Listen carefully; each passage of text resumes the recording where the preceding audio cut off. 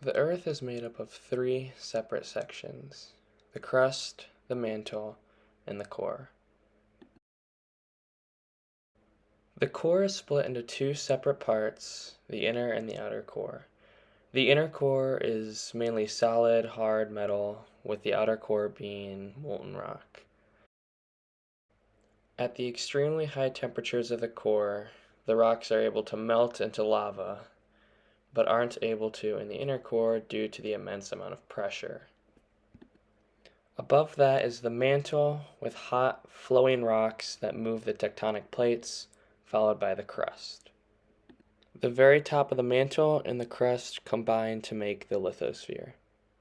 We often talk about the tectonic plates in two different groups, with the continental plates being the stuff we see on land, and the oceanic plates being those that are under our oceans.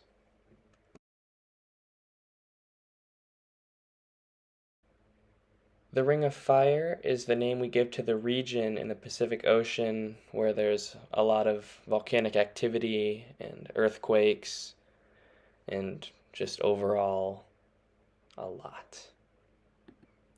There's also this beautifully constructed volcanic scene that serves just to show that the liquid rock can turn back into rock. Ta-da! On tectonic boundaries, there are convergent movements, which is where they move together, and when that's land and land, that forms mountains, and when it's land and water, it forms oceanic trenches and continental mountains.